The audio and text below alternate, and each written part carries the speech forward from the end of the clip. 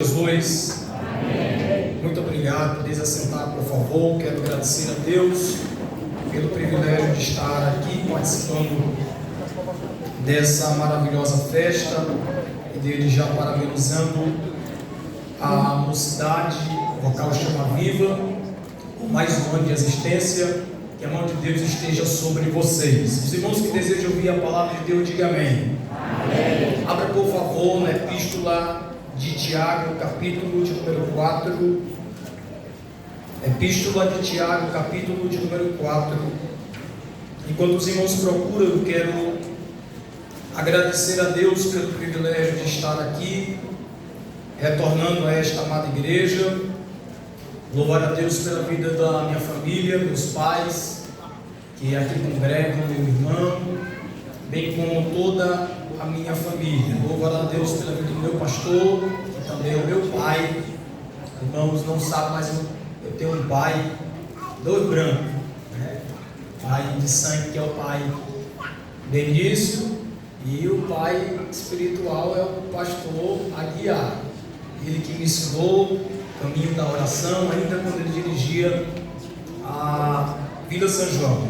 Eu quero louvar a Deus pela vida do meu pastor, bem como o irmão Adriano, nosso amigo, dirigente da congregação, irmão Elias. Em nome dele eu quero saudar a todos os obreiros amigos, que Deus abençoe de forma especial. Em nome da irmã Miriam, também quero saudar todas as irmãs aqui da congregação, e que Deus abençoe todos os irmãos de forma toda especial. Se assim os irmãos recebem essa paz, essa alegria que eu estou, diga amém. Amém. Os irmãos encontraram Tiago, capítulo de número 4, diga bem forte, amém. Amém. De onde vêm as guerras e pelejas entre vós? Porventura não vem disto a saber dos vossos deleites, que nos vossos membros guerreiam? Cobiçais e nada tendes, sois invejosos e cobiçosos, e não podeis alcançar. Combateis e guerreais e nada tendes, porque não pedis. Pedis e não recebeis, porque pedis mal, para gastardes em vossos deleites. Adúlteros e adúlteras, não sabeis vós que a amizade do mundo é inimizade contra Deus? Portanto, qualquer que quiser ser amigo do mundo, constitui-se inimigo de Deus. Ou cuidai vós que em vão diz a Escritura: o Espírito que em nós habita tem ciúmes, antes da maior graça. Portanto diz: Deus existe aos soberbos, dá porém graça aos humildes. Sujeitai-vos, pois, a Deus, resisti ao diabo, e ele fugirá de vós. Chegai-vos a Deus, e ele se chegará a vós. Limpai as mãos, pecadores, e vós de duplo ânimo, purificai o coração. Senti as vossas misérias, e lamentai, e chorai, e converta-se o vosso riso em pranto, e o vosso gozo em tristeza. Humilhai-vos perante o Senhor, e Ele vos exaltará. Amados, eu quero também aqui louvar a Deus pela vida da minha família, minha esposa, minha filha, também do nosso amigo irmão Juan, que sempre nos acompanha.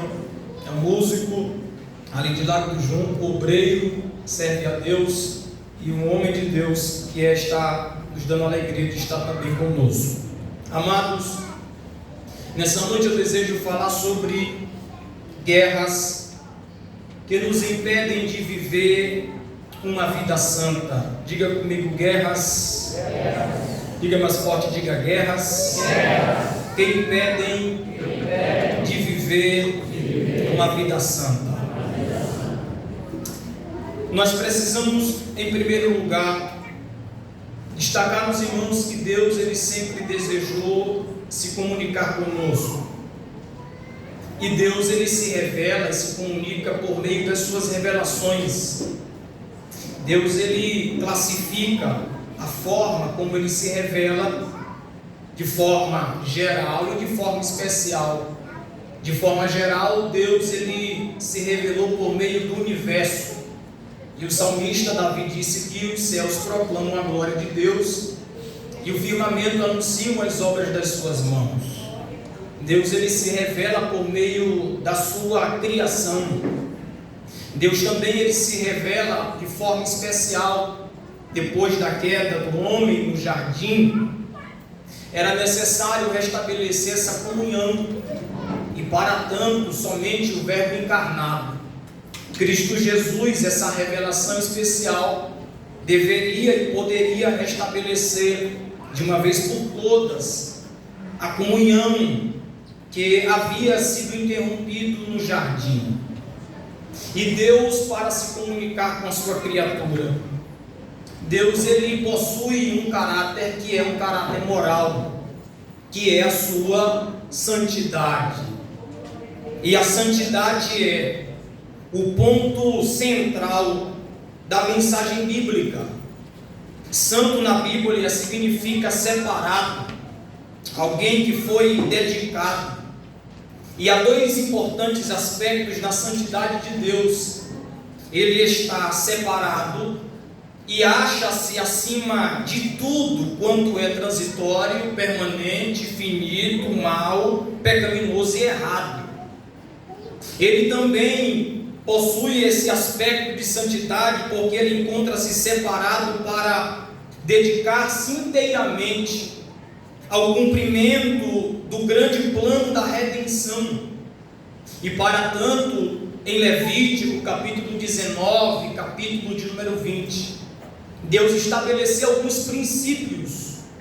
Dentre muitos povos, Deus escolhe um povo, e esse povo deveria viver diante de princípios, e esse princípio nós chamamos de princípios de santidade. Foi o texto que escolheram para a festa, capítulo 20, aonde Deus chamou o povo dizendo que eles deveriam viver em santidade. A maior necessidade para o povo de Israel, eles deveriam permanecer diante desses princípios. Quais, pastor? O reflexo de Deus, pelo fato de Deus ser santo, ele exige do seu povo santidade.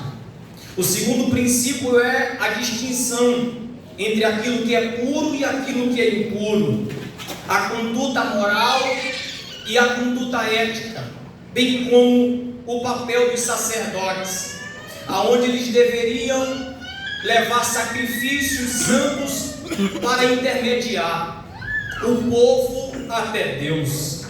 Quem até aqui entendeu, diga amém. Amém. Eu estou introduzindo essa mensagem, dizendo para você que a santidade de Deus é o ponto culminante da vida cristã. Eu preciso viver uma vida santa porque, primeiro, Deus ele é santo. Tudo que Deus criou é puro, porém o homem, com suas mazelas, com suas escolhas, decidiram fugir dos princípios basilares da lei levítica.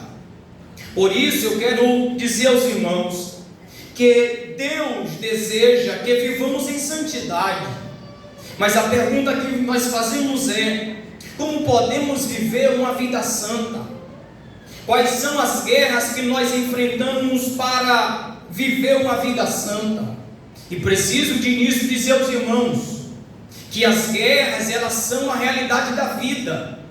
Existem guerras entre nações, existem guerras entre denominações, existem guerras entre famílias, e principalmente existe uma guerra dentro de nós.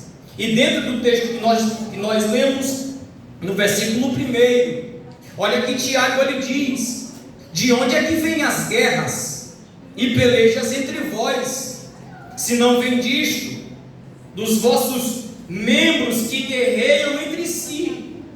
Tiago está nos dizendo que o nosso verdadeiro problema não está fora de nós, mas dentro de nós. E Jesus, assinando a ideia de Tiago, Mateus capítulo 19, versículo de número 19 e versículo 20, capítulo 15. Olha que Jesus diz: porque do coração procede os maus pensamentos. O que é? Ele classifica: mortes, adultério, fornicação, furtos, falsos testemunhos e blasfêmias. São estas coisas que contaminam o homem. O que é que Jesus está deixando claro aqui? Que existe uma guerra e um problema que está dentro de nós. Todas as guerras são uma projeção que está instalada em nosso próprio peito. Todas as guerras, Primeira Guerra Mundial, 1914, que resultou em quase 30 milhões de pessoas mortas, e daqui, alguns anos depois, chega 1939, a Segunda Guerra Mundial, que aí duplicou esse número para 60 milhões de pessoas. E aí um historiador ele vai dizer que essas guerras são uma projeção de uma guerra que está instalada em nosso próprio peito. O que é que Tiago está esclarecendo para nós? Que nós carregamos uma guerra dentro de nós, porque nós desejamos o nosso próprio prazer à custa dos outros. E o que é que Tiago está dizendo? Que em vez de lutar, versículo de número 2 e 3, nós devemos orar. Porém, Tiago fala aqui sobre 3 tipos de guerras que enfrentamos: guerra contra pessoas, guerras contra nós, e a última guerra é a guerra contra Deus. E são estas 3 guerras que nos impedem de viver uma vida santa. Eu preciso afirmar aos irmãos que a santificação não é uma opção do Evangelho. A santificação é um selo da nova vida em Cristo. Porque alguém já havia dito que Deus não apenas perdoa, Ele transforma. E é justamente aí que começam as maiores batalhas. Quando o Espírito Santo começa a moldar o nosso caráter, os nossos sentimentos, as nossas vontades, o inferno se levanta para tentar nos paralisar. Porém, precisamos dizer que a santificação ela tem 3 faces. A santificação ela é posicional, acontece no momento da nossa conversão. Deus é quem nos declara santos no momento da nossa conversão. É por isso que classificamos como santificação posicional. Depois, através da obra coroada da expiação de Cristo, tornou possível que o Deus Santo nos visse não conforme somos, mas envolvidos nas vestes da retidão de Cristo, como disse Paulo. E esse aspecto acontece no momento da nossa conversão. Aí Deus declara-nos santos. Existe agora a santificação progressiva. O que é essa santificação progressiva? É um processo diário. Esse processo diário acontece nesse momento onde o Espírito Santo diariamente nos lapida nossas atitudes, molda os nossos desejos, moldando-nos até permanecermos à imagem de Cristo. Agora observe, por favor, é importantíssimo isso aqui, antes de nós chegarmos no texto, porque para esse estágio do crescimento da santidade, o ministério da pessoa bendita do Espírito age. Por favor, Romanos capítulo 8, o que é que retrata lá? O que retrata lá, irmão Vicente, é a mente dividida, daquele que é apanhado na luta interna entre o bem e o mal. Paulo declara que sabe fazer o bem, mas ele acha-se incapaz de fazer com suas próprias forças. Então, pastor, qual é a fonte da vitória cristã? Como é que eu vou vencer o mal? Como é que eu vou vencer a maldade da carnalidade? Romanos capítulo de número 8, Gálatas capítulo de número 5 dá resposta. Olha que Paulo diz que pelo Espírito podemos mortificar as obras do corpo. Aí no versículo 37 ele diz: portanto, nós somos mais do que vencedores por aquele que nos amou. Chega em Gálatas capítulo 5, por sua vez, Paulo lhe salienta que se vivermos no Espírito, não iremos satisfazer os desejos da nossa natureza pecaminosa. Por que, pastor? Está escrito: porque a carne cobiça contra o Espírito, e o Espírito contra a carne, e esses opõem-se um ao outro. Pastor, aonde está a minha responsabilidade na santificação progressiva? Está aqui: agir na batalha contra o pecado e no lado ativo da santificação. Entretanto, a responsabilidade pela santificação progressiva não está em nós. Está em quem, pastor? Está em Deus. Por quê, pastor? Porque esse é o papel do Espírito. O Espírito é que nos capacita, é o Espírito que purifica a nossa alma, a obediência à verdade. E qual é o nosso papel? O nosso papel consiste em fazer morrer, agindo pela fé, aleluia, morrendo a nossa natureza terrena. E quem nos capacita a fazer isso? O Espírito Santo de Deus. Levanta a sua mão direita comigo, para você me ajudar a pregar, que eu sei que você tem, às vezes dá uma sede, né, de dar glória a Deus, enquanto a gente vai pregando. Mas eu quero te dizer uma coisa, que quem te capacita a vencer o pecado é o Espírito Santo de Deus.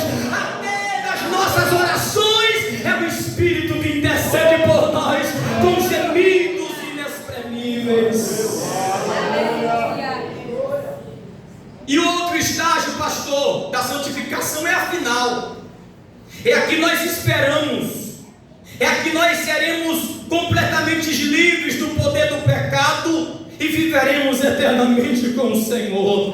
Por isso eu preciso lhe dizer de antemão que a santificação não é uma fuga do mundo, é uma vitória sobre ele. E desde já eu quero logo abrir um parêntese aqui, nessa introdução, sobre a doutrina da santificação, só para lhe dizer que santificar não tem nada a ver com geografia. Pastor, eu pequei por causa do ambiente em que eu estava. Nada disso. Adão e Eva pecaram no jardim. Jesus venceu o pecado no deserto, porque tinha compromisso e comunhão com Deus. Agora me escute, por favor.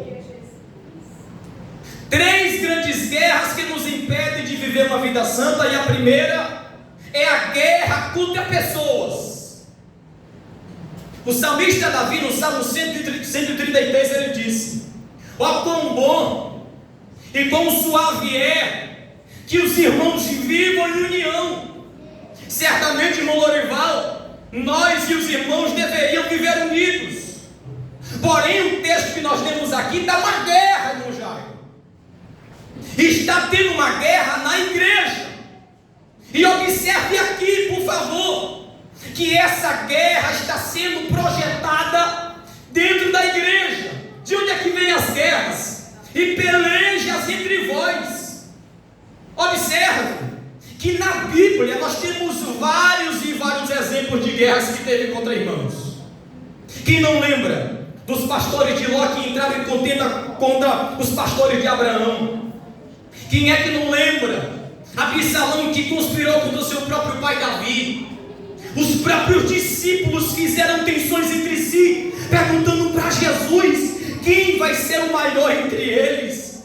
Na igreja de Corinto, Paulo recebe uma carta, a família de Clói chega e diz, manda um zap: olha, Paulo, está tendo um problema na igreja de Corinto. Os irmãos resolveram os problemas dos tribunais. A igreja da Galácia não passou disso. Os crentes se devoravam entre si. Aí Paulo escreve aos Efésios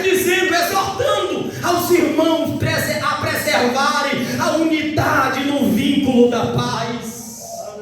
Mas quando chega na igreja de Filipe, duas mulheres, quantas mulheres, irmãos? Quantas mulheres, irmãos? Duas mulheres, cocó na cabeça, líder da igreja, entraram em tensão e briga. Pastor, por que o senhor está dizendo isso? Porque a história mostra que quando os cristãos se guerreiam, eles perdem mais do que territórios, eles perdem o coração do evangelho. E Tiago já havia denunciado a guerra das classes. Tiago já havia denunciado a guerra entre patrões e empregados. Tiago, nessa epístola, ele já havia denunciado a guerra pessoal. E o que é que o Espírito estava fazendo aqui? Julgando uns aos outros. Eu preciso lhe dizer que o mundo vê todas estas guerras. Vê a guerra entre nações, vê a guerra entre famílias, vê a guerra entre denominações e vê as guerras dentro da igreja. Porém, Jesus, ele faz uma oração, e esse é o meu pedido essa noite. Se você deseja viver uma vida santa, você precisa ter paz comigo, você precisa ter paz com seu irmão. Aí Jesus, ele faz uma oração em João 17, ele divide a oração em três. Versículo 1 ao versículo 8, ele faz uma oração por si. Do versículo 9 ao versículo 19, ele faz uma oração pelos discípulos.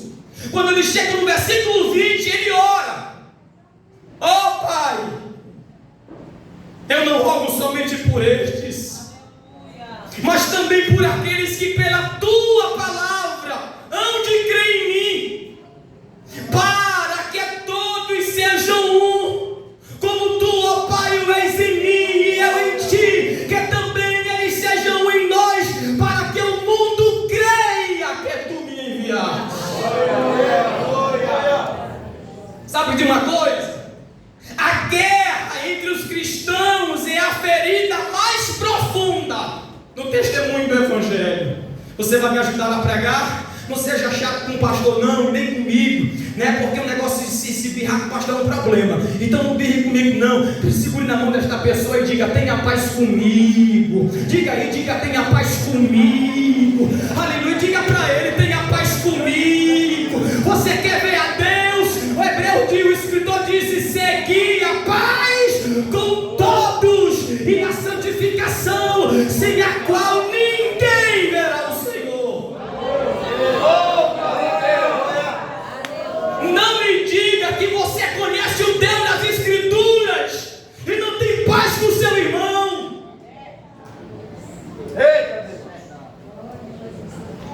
Não me diga que você quer ver a Deus e está em guerra e contenda com o seu irmão. Sabe qual é o questionamento que eu faço? Como é que nós podemos estar em guerra uns com os outros, se pertencemos a uma mesma família, servimos um único Deus, somos habitados por um único Espírito, fomos batizados uma vez só pelo próprio Deus, vamos morar no único céu? Aí, Tiago, escute aqui. Tiago, ele vai responder: por que é que tem esse problema? É porque existe uma guerra dentro de nós. Mas eu preciso lhe dizer que o maior chamado de um cristão não é vencer batalhas, mas é preservar a paz em Cristo. Levante a sua mão direita comigo, por favor. Viva em paz com seu irmão, para você viver uma vida santa. Oh, viva em paz com seu irmão, para você adorar a Deus de verdade. Daqui a pouco eu vou entrar nisso aqui, mas eu quero desde já lhe dizer que você precisa perdoar, você precisa ter paz com os irmãos. Glória a Deus. Olha, os protestantes precisam ser estudados. Diga comigo: nós precisamos estudar nós mesmos. Por quê, pastor? Porque no catolicismo a pessoa peca na terça, na quarta-feira de cinza, o padre e toda a comunidade se reúne, então Deus perdoa, o padre perdoa e a comunidade perdoa. Chega no judaísmo, a pessoa peca, Mas no dia do Yom Kippur, o sacerdote perdoa, Deus perdoa, a comunidade perdoa. Aí chega aonde? Aqui não tem. Lá no Bernardo Garim tem. A pessoa peca, Deus perdoa, o pastor perdoa, mas a comunidade passa 20 anos lembrando a pessoa daquele pecado que ela cometeu. O que é isso? Precisamos perdoar. Quem não perdoa o seu irmão, perdeu o caráter de Deus em você. Mas se você precisa viver uma vida santa, eu preciso ter paz com meu irmão. Pastor, eu vou logo iniciar logo aqui dizendo uma coisa. Jesus foi quem disse. Teve um irmão que chegou de um culto com uma oferta gorda, irmão Vicente. Lá vai a oferta, é a hora de ofertar. Mas ao final ali ele chegou e disse: agora todo mundo vai ver minha oferta. Aqui é gorda, aqui é boa, aqui é linda, aqui é maravilhosa. Quando ele chega para entregar, Jesus disse: opa! Antes de você trazer a sua oferta. Aleluia! Glória a Deus. Mateus capítulo 5, versículo 23, está lá. Volta lá. Reconcilia-te com teu irmão. E depois você vem e traga a sua oferta. Por quê? Porque Deus está à procura, não é da pompa da tua oferta. Ele quer saber da sinceridade do coração do ofertante. Antes da tua adoração, Deus está atrás da verdade do adorador. Aleluia!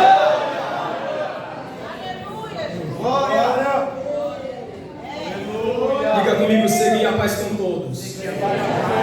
Diga: seguir a paz com todos. E a santificação, sem a qual ninguém verá o Senhor. Segunda guerra que nos impedem de viver uma vida santa. Está tudo no texto. Cobiçais e nada tendes, sois invejosos, cobiçosos e não podeis alcançar, combateis e guerreais e nada tendes, porque não pedis, mas eu peço. Versículo 3: e não recebeis, porque pedis mal, para gastardes em vossos deleites. A segunda grande guerra que nos impede de viver uma vida santa é uma guerra contra nós mesmos. Porque a fonte de todas estas guerras está dentro do nosso próprio coração. Porque a essência do pecado é o egoísmo. Eva caiu porque quis ser igual a Deus. Abraão mentiu porque queria se proteger. Na Bíblia há exemplos. Acã causou derrota para Israel porque egoisticamente tomou o que era proibido.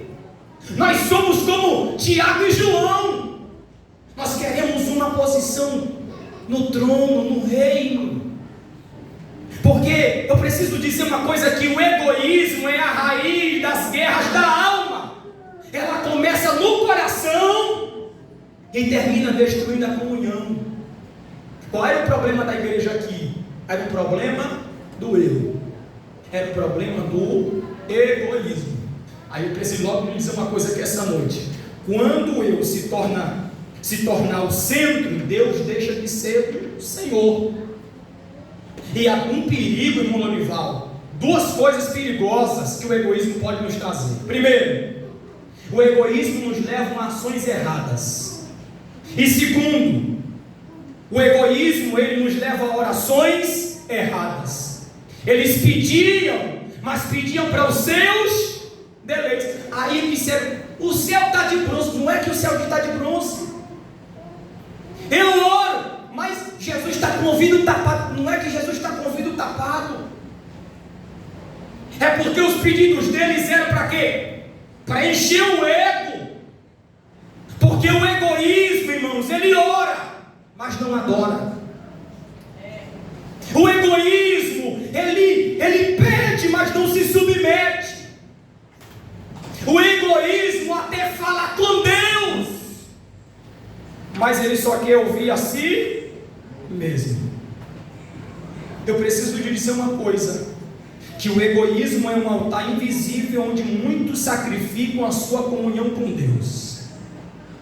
O egoísmo, ele começa no nosso coração e termina em guerras que destrói tudo ao nosso redor.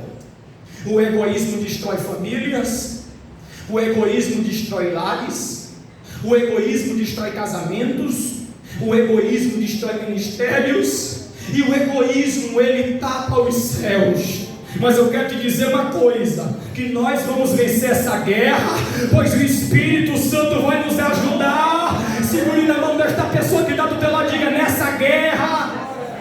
Não, você não diz nessa guerra, Jesus vai nos ajudar a vencer e viver uma vida santa. Quem entende essa verdade pode levantar sua mão e dar um grito de glória a Deus.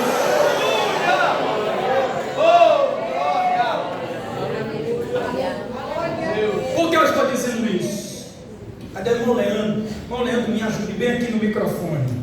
Essa semana eu passei, por incrível que pareça, passei por uma infecção bacteriana e perdi 7 quilos, apesar de ninguém perceber, porque eu sou magro, mas eu perdi 7. Sexta-feira fui pregar em Carutapera, terminou o culto, eu passei mal, fui bater no hospital, porque ainda estou em recuperação. E se eu falar muito, forçar muito, daqui a pouco tem umas enfermeiras aqui vão me ajudar. Mas Jesus está com a gente e nós vamos vencer essa guerra. Quem pode levantar sua mão? Levanta sua mão direita comigo. Eu estou sentindo Deus aqui, vontade muito de adorar com vocês. Mas eu preciso dizer que para nós vencermos e viver uma vida santa, eu preciso vencer esta guerra. Eu não posso ter, aleluia, discórdia contigo. Eu preciso ter paz contigo. Foi Jesus quem disse: onde houver 2 ou 3 reunidos no meu nome, Ele vai estar presente. Ele está aqui. Ele está aqui. Você está sentindo a presença dele aqui? Você está sentindo a presença dele aqui? Você pode levantar sua mão, fechar os teus olhos por um minuto e por um instante, abrir os seus lábios e glorificar a Deus. Ele está entre nós. Nós vamos vencer. Olha aqui, existe essa guerra contra nós, e eles faziam pedidos: Senhor, me dá, para aquele irmão perceber o quanto o Senhor é bom para mim. Senhor, me dá dons espirituais para mostrar para aquele infeliz que eu sou mais espiritual que ele. Pedis e não recebeis, porque pedis mal, para gastardes em vossos deveres. Senhor, me dá uma voz. Quando eu era aqui, irmãos, iniciei aqui pregando aqui na Simão, eu dizia: Senhor, me dá uma voz de pregador. Eu quero uma voz. Irmãos, aí Jesus me ensinou. Chegou a irmã Regina, está ali, terminou o culto, ela disse assim: filho, olha, aprenda a usar o diafragma. A partir dali eu disse: Jesus, ele me quer assim. É porque Jesus, ele não está à procura de verdadeira adoração, ele está atrás do verdadeiro adorador. Porque adorar a Deus é mais do que cantar, é viver prostrado, mesmo quando ninguém vê.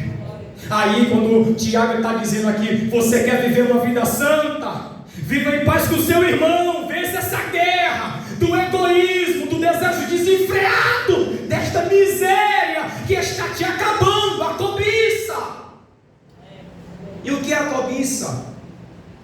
A cobiça é você desejar aquilo que é do próximo e você não se satisfaz com aquilo que tem. E Jesus está nos ensinando que para nós vencermos o desejo da cobiça, eu preciso estar satisfeito com Jesus. Pastor, quando é que eu vou me satisfazer com Jesus? É nos problemas. Quando é que eu vou ficar satisfeito com Jesus? Quando tudo acaba. Quando é que eu vou sentir a satisfação em Cristo? Quando a dor chega. Quando a notificação do laudo médico chega que não lhe agrada. É aí que vai o sentimento e é gerada a satisfação em Cristo. Porque Paulo disse aos Filipenses: tudo posso naquele que ele me fortalece. Mas antes de ele dizer que tudo posso, ele disse: eu já sei que eu posso todas as coisas, porque eu sei o que é nudez, eu sei o que é luta, Eu sei o que é dispensa vazia, mas eu sei também o que é dispensa cheia. Eu sei o que é a bênção de Deus, eu sei o que é a prosperidade, eu sei o que é o luto, mas eu sei o que é a prosperidade na minha vida. Por isso posso todas as coisas naquele que me fortalece. Quem é que tem Jesus aqui está satisfeito com a vida? Sustenta sua mão direita comigo. Você não pode dar cabo à sua vida, porque tudo acabou para você aparentemente. Não é porque a história está desenhando para um caos. Não, Jesus está trabalhando na história e tudo está cooperando para um bem maior. Aleluia. Pastor, o senhor quer finalizar? Eu quero. A terceira e última guerra que nos impede de viver uma vida santa. Diga comigo: guerra. Guerra. Diga mais forte, diga guerra. Guerra. Contra Deus. Pastor, o senhor está dizendo que nós crentes entramos em guerra contra Deus? Não é isso que eu estou dizendo, é o Tiago. O apóstolo aqui está dizendo assim, ó: adúlteros e adúlteras. Não é que eles estavam vivendo na prática de prostituição, não é isso. Olha o que ele está dizendo: não sabeis vós que a amizade do mundo é inimizade contra. Aí ele conclui: portanto, qualquer que quiser ser amigo do mundo constitui-se inimigo de Deus. Pastor, como é que um crente pode estar em guerra contra Deus? Você vai me ajudar a pregar e você vai dizer: quando eu cultivo. Vamos lá, quem está comigo diga amém. Amém. Pronto. Como é, pastor, que um crente entra em guerra contra Deus? Você vai dizer agora, diga comigo: cultivando amizade com os inimigos de Deus. Agora só vocês vai lá. Como é que um crente ele pode estar em guerra contra Deus? Vai lá e vai ficar melhor, vai ficar melhor. Como é que um crente entra em guerra contra Deus? Aí eu preciso dizer que quem se alinha com os inimigos de Deus declara guerra contra o próprio Deus. Eu preciso dizer que ninguém vence as guerras espirituais quando luta num lugar errado. Se você é amigo de Deus, você está lutando no lado certo. Só que Tiago ele está trazendo aqui 3 tentações ou 3 inimigos com quem não podemos ter amizade, e aqui eu vou encerrar. Não sabeis vós que amizade com o mundo. Pastor, o que é o mundo aqui? Essa palavra mundo foi empregada em um sentido ético, somente para identificar uma sociedade corrupta, o princípio do mal que opera sobre os homens. O que é o mundo aqui, pastor? O mundo aqui é um sistema que luta contra os princípios bíblicos. E tem gente que diz assim: mas pastor, eu tenho que agradar a todos. Quem quer agradar a todos acaba desagradando o único que realmente importa, que é Deus. Quando o crente negocia os seus princípios, ele muda de exército. Eu pergunto para você: de que lado você está?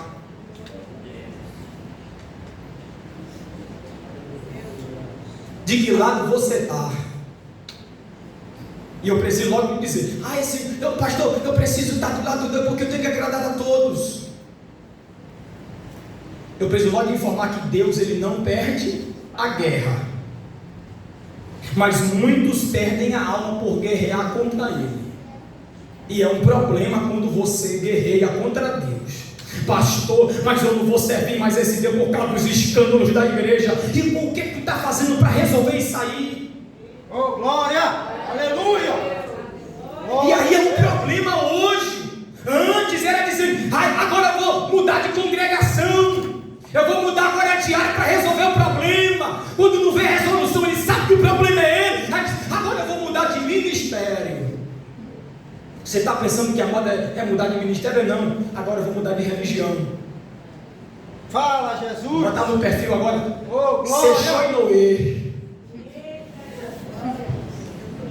Vá lá, você está entrando em guerra contra Deus, e se você estiver lutando do lado errado, você vai perder, sua alma vai perder. Chegou século 17, iluminista Voltaire, um filósofo que disse, queria lutar contra Deus. Eu disse para os irmãos, não entre em guerra contra Deus.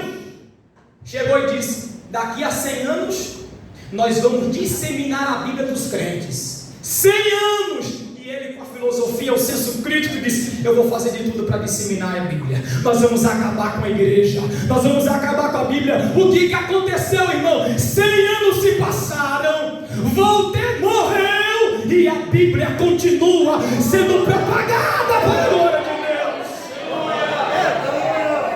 Mas aí a gente não usa aquelas expressões, né? Só para ele queimar a língua, não é assim não. Mas ironicamente falando, no lugar de Moisés, aonde ele declarou que iria em 100 anos disseminar a Bíblia, na casa dele se tornou a Sociedade Bíblica de Genebra, aonde de lá, aleluia, surgiram milhares e milhares de cópias, passando em toda a Europa e chegando até nós. Não entre em guerra contra Deus.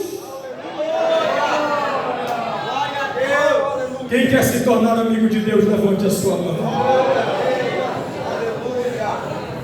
Século 17, século 18, século 19, progressismo, e os irmãos estudaram isso aí num simpósio aqui, não foi?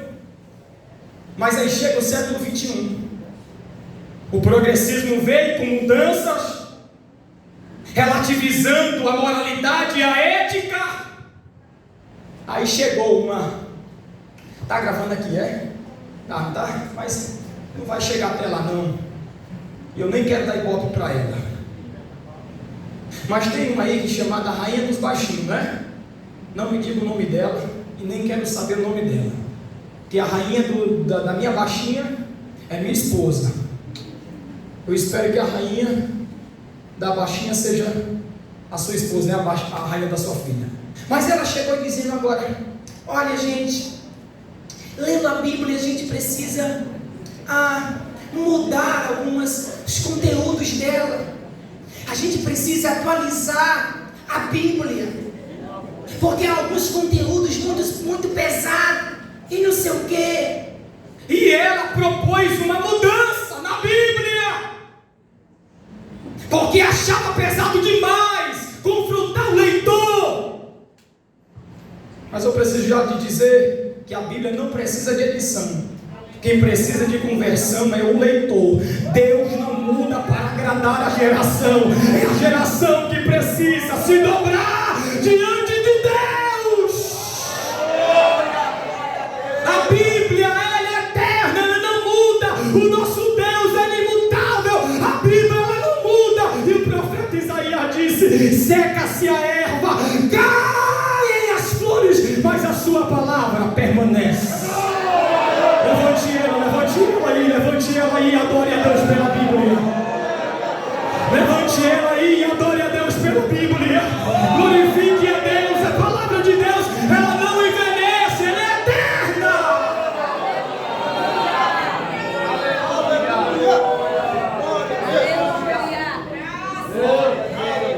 Olha, irmã, quem tenta atualizar a Bíblia só revela que o seu coração está desatualizado do céu. Aí tem muita gente, pastor, irmão Adriano, que não precisa. Tem um livro, Cristão Universidade de Valdir Nascimento. Ele disse que basta só 3 meses para a pessoa, o cristão, revelar quem ele é lá.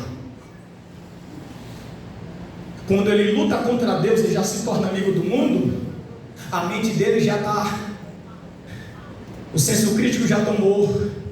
Daqui a pouco ele chega no culto de doutrina, na terça-feira, se vem, se vai na escola bíblica dominical, se vem, se é matriculado. Aí o pastor lhe prega uma mensagem, diz, mensagem dura. Passa 6 meses, o primeiro semestre se vai. Aí ele chega, o que é pecado para o pastor Aguiar não é pecado para mim. A cabeça dele, a cabeça dela já começa a se formar. Daqui a pouco o mundo domina o coração dela, o mundo domina a mente dela. Daqui a pouco ela se matricula naquilo que nós chamamos de FFF. Está curioso, né, Paulo? Sabe o que é? Feministas feias e fedorentas. Tipo de gente que já não entende mais o que é evangelho, gente que não sabe mais o que é doutrina. O mundo já cauterizou a mente dela, a mente dele, tudo para ele é pesado demais, fora de ética. Ah, não precisa de... É porque você é mical, você não sabe o preço e o poder que tem a presença de Deus. Quando a arca de Deus chegou de volta em Jerusalém, prepara para dar glória. Quando a mente está dominada pelo mundo, está como Mical lá na janela. Quem sair, hein, Davi? Você é rei, mano. Para com isso. Escandalizando. Você é feio. Levanta a mão. Ó, tirou as vestes de rei. Para com isso. Pular. Na Bíblia. Bailar. Para que isso? Davi chegou e disse: é porque tu não sabe o preço que pagamos para trazer a arca de volta. Quem não sabe o valor da presença de Deus, para ele tudo é assim. Para que isso? Para que isso? Para que glória a Deus? Para que línguas estranhas? Para que um barulho desse? Para que adorar a Deus? Para que falar? Eu trouxe um amigo aqui, vai escandalizar. O que escandaliza é pecado. O que escandaliza é mentira. Línguas estranhas, adoração, glória. Não escandaliza ninguém. É o ato do verdadeiro amigo de Deus.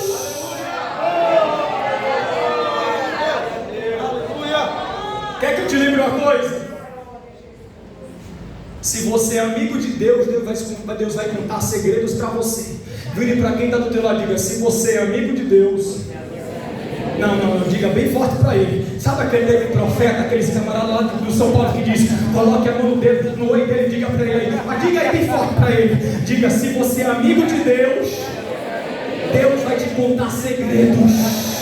Porque o salmista disse que o segredo do Senhor são para aqueles que o temem. Deus tem segredos somente para quem é amigo de Deus. É por isso que vai ficar num culto de bandeira. Aleluia. É por isso que você nunca vai entender os mistérios de Deus. Porque está lutando do lado errado. Porque se estivesse do lado de Deus, você conseguiria revelar os mistérios de Deus. Quer um exemplo aqui para a gente concluir? Deus ele entrou na casa de Nabucodonosor e Deus escreveu na parede: Mene, Tekel, Passim. Chegou os filósofos da UFMA. Brincadeira. Chegaram lá. Disse: olha, eu sei o que é a filosofia, eu sei o que é, mas me perdoe, eu não sei decifrar esse mistério. Aí ele sai, chama os astrólogos. Os astrólogos chegam lá e dizem: olha, eu sei o que é estrela, eu sei o que é astros, mas isso aqui eu não sei. Quem mais? Chama os feiticeiros, está na Bíblia. Não sei, volta. E o rei preocupado: quem vai desvendar o mistério? Quem é que vai me revelar aquela letra ali? E o rei batendo joelho no joelho, estava com medo. Quem é que vai lembrar? Tem alguém no teu reino. Aleluia. Quem é amigo de Deus sempre vai ser lembrado. Chama, quem é? Daniel, ele é semelhante aos filhos dos deuses, ele é parecido com Deus. Que isso, chama ele chegou e disse: opa, boa noite, Pai do Senhor, graça e paz, como é que vocês estão? O que é que está acontecendo aqui? Aí o rei, esse Daniel olha, rei, já estou sabendo, quando eu entrei aqui, Deus, o meu pai, o meu amigo, visitou a casa, como é que tu sabe? O que é que tu quer? Eu quero que tu interprete essa linha. Eu conheço quem escreveu. Sabe da interpretação? Sei. Por quê? Porque eu converso com ele 3 vezes ao dia. Sou amigo dele. Quem entendeu os segredos, os mistérios de Deus, seja amigo de Deus. meni, tekelpassi, fortes, colocado na balança e foi achado em falta, e de ti vai ser retirado o teu reino. Quer que eu deixe desenhado? Nabucodonosor, sai fora, Deus já tirou o teu trono. É isso que Deus revelou. É isso. Por que Ele está revelando para ti? Não revela para filósofo, não revela para feiticeiro, não revela para esses caras. É porque eu sou amigo de Deus. Eu sou amigo de Deus. Eu estou lutando do lado certo. Eu sou amigo de Deus. Ajuda esse irmão para adorar a Deus aí contigo. Diga: se torne amigo de Deus. Diga aí: se torne amigo de Deus. Você vai adorar comigo se você se torna amigo de Deus. Quem é inimigo de Deus, irmão, no culto começa pentecostal, como tá? Ele sente uma raiva louca. Pastor, que hora que o senhor vai pegar o microfone e vai embora para a verdade? É porque tu não é amigo de Deus. Eu te disse para você: tenha paz comigo. Para você seguir e ver a Deus, eu preciso ter paz comigo. Quem está entendendo essa mensagem, que se torna amigo de Deus, levante a sua mão e diga: glória a Deus. Glória. Aqui eu concluo. O mundo é o sistema. Não se torne amigo do mundo. Pastor, como é que um crente se torna amigo do mundo? É de forma gradativa. Primeiro, ele se torna amigo do mundo. Segundo, ele se torna contaminado pelo mundo. Terceiro, ele começa a amar o mundo. Em quarto, ele se conforma com o mundo. E em quinto lugar, o resultado disso, ele vai ser condenado com o mundo. Satanás, ele aceita você se dividir com o mundo, rapaz. Satanás, ele aceita você se dividir com o pecado. Mas Deus não. Deus não te aceita de dividir com o mundo. Deus não aceita neutralidade. Ou você é dele ou você é de Satanás. Ou você vive em paz com Deus, ou você vira as costas para Deus. Não há neutralidade. Quem escolhe o mundo rejeita Deus, mas quem escolhe Deus herdará a vida eterna. Fica de pé comigo, por favor, nessa noite. Curve a sua cabeça, por favor. Cadê o Vitinho? Vitinho, pega esse teclado só para mim. Eu quero que tu faça um sol. Faça um sol aí, porque música, irmãos, é um negócio a ser estudado. Só o músico consegue fazer sol de noite. Percebeu, né? Faz um sol bem para mim. Maior ou menor? É, maior. Isso aí, irmãos, é um negócio que eu sempre quis fazer. Mas me escuta aqui. Irmão, não há comunhão entre luz e trevas, nem aliança entre o altar do pecado. Ou você é de Deus ou você não é. Pastor, era preciso só editar essa mensagem aí. Não. A palavra não precisa ser editada, ela precisa ser proclamada com coragem. A amizade com o mundo é uma espécie de adultério espiritual. É por isso que ele diz: adúlteros e adúlteras. Pastor, por que o Senhor está dizendo isso? Porque você precisa hoje casar com o noivo. Hoje você precisa casar com Jesus. Você pertence a Deus. Você é amigo de Deus. E Paulo disse: vocês são templo e morada do Espírito Santo. Pastor, mas eu pequei. O teu Deus, o teu noivo, ele diz: se confessares os pecados, ele é fiel e justo para perdoar todos os vossos pecados. Você tem um advogado junto ao Pai que perdoa todos os seus pecados. A segunda grande tentação que Tiago destaca aqui, que eu preciso vencer. Diga comigo: a carne. A carne aqui é a nossa velha natureza. Não é o nosso corpo, não. Só que na conversão, quando você diz: Senhor, eu aceito, o Espírito entrou, moldou em você, se tornou uma nova criatura. Só que por mais que você diga: eu sou sou de Jesus, pertenço a Deus, Ele habita em mim, o pecado todo dia vai aí lutar contigo. Lutero disse: eu fui me batizar em água, e eu pensei que no dia que eu fosse me batizar, eu ia afogar o pecado, mas o infeliz sabe nadar. O pecado todo dia bate a porta, a carne todo dia lhe pede. E sabe de uma coisa? Diga comigo: a carne, não diga mais forte, a carne, ela não se converte, ela precisa ser crucificada.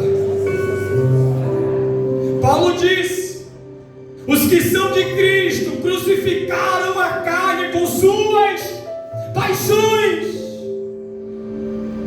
Mas ele disse: se vivermos no Espírito, andemos também no Espírito. Aleluia.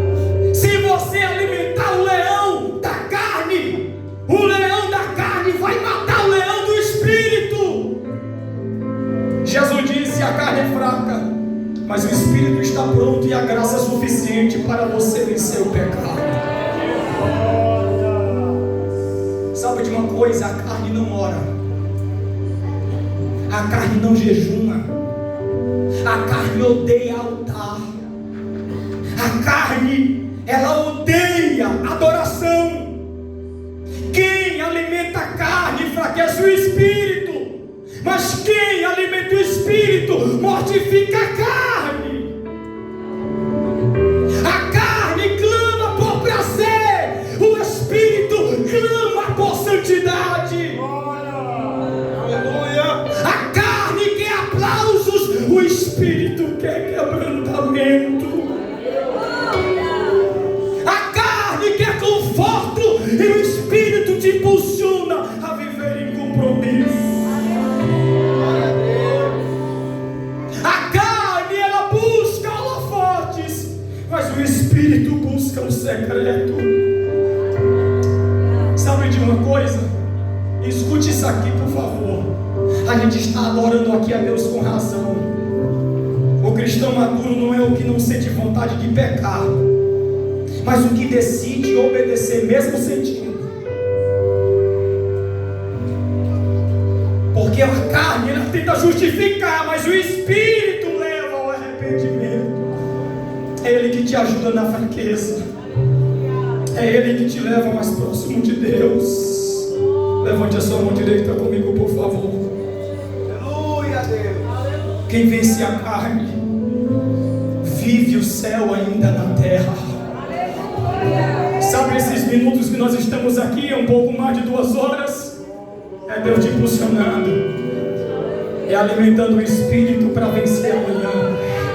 É você alimentando o Espírito, porque daqui a pouco, quando o pastor empedrar as bênçãos apostólicas, você sair pelas portas, a carne já está te esperando. Vem, o mais fraquinho que sair do culto, eu vou tragar.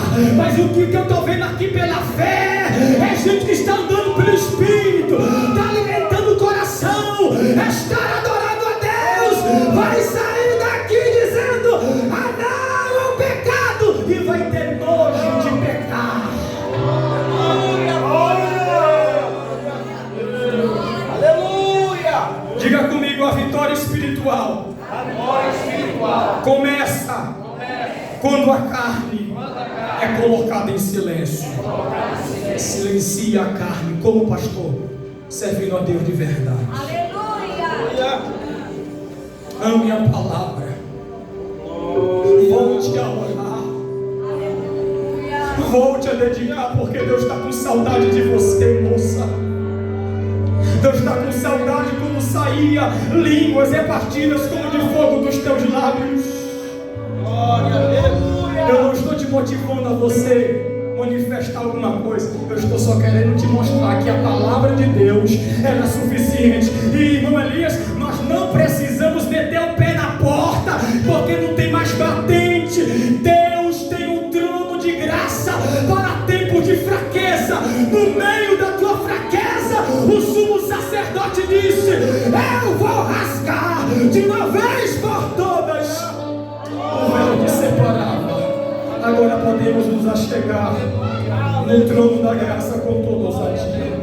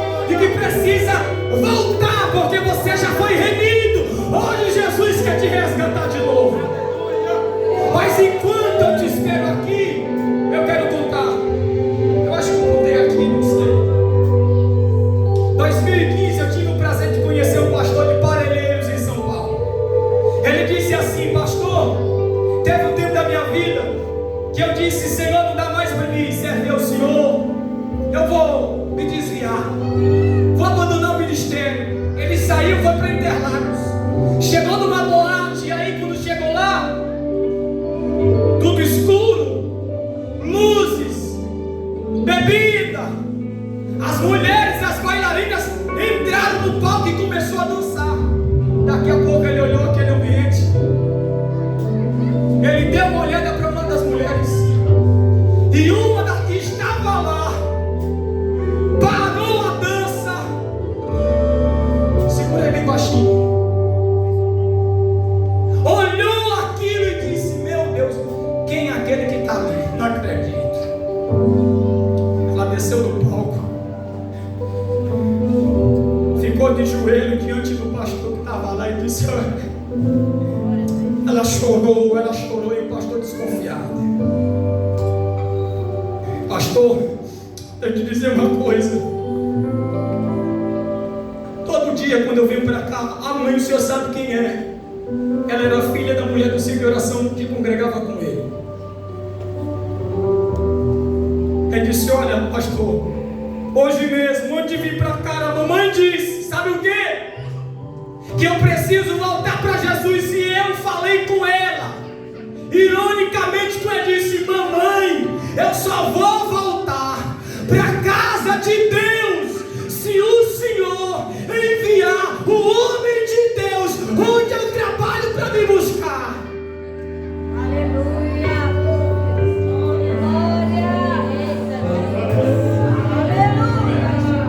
Olha o que aconteceu, hein? Segure na mão desta pessoa e diga: nem para desviar você presta mais. Diga aí, diga aí, diga aí.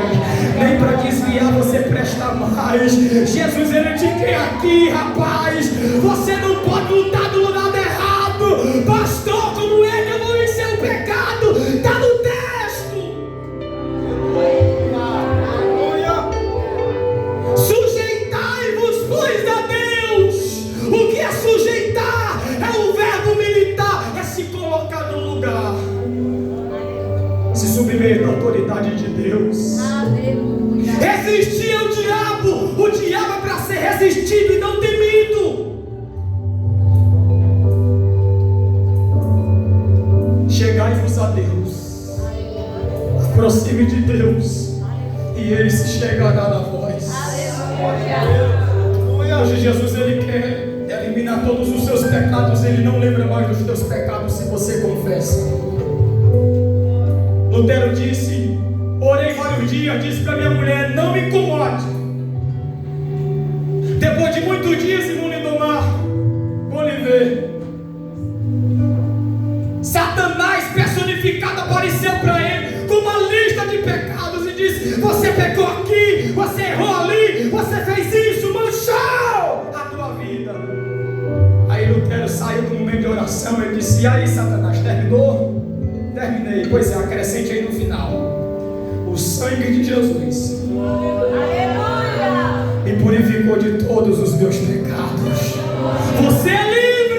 Satanás não pode mais dominar uma vida que é alimentada pelo Espírito de Deus. Ah, estou sentindo graça para pregar aqui essa noite. Levante as tuas mãos aos céus. Quem é amigo de Jesus, abre a boca para adorar a Deus. Glorifique quem é santificado. Eu te espero. Eu te espero aqui. Eu quero conhecer a primeira pessoa que deseja voltar ou aceitar a Jesus. Eu te espero. Eu te espero. O bem fazer.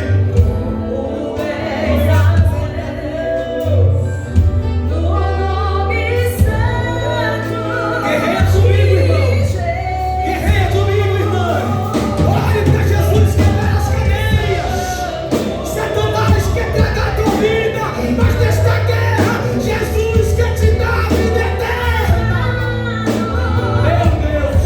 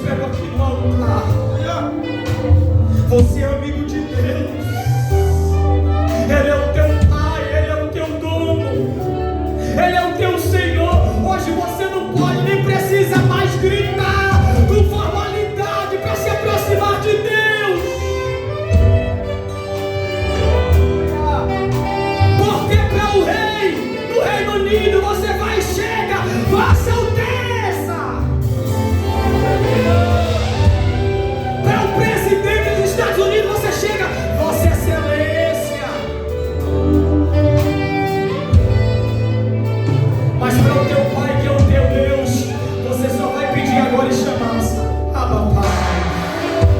Tu é o meu Pai. Tu és filho. Volta hoje para a casa do teu Pai. Curve a sua cabeça. Senhor, eu quero te adorar. Te agradecer, Senhor, por esta igreja, por estes jovens que estão aqui comemorando mais um ano de existência. Eu quero te pedir, Senhor, que diante das guerras, da vida espiritual, da caminhada cristã, fortaleça a fé, ajuda a vencer as tentações,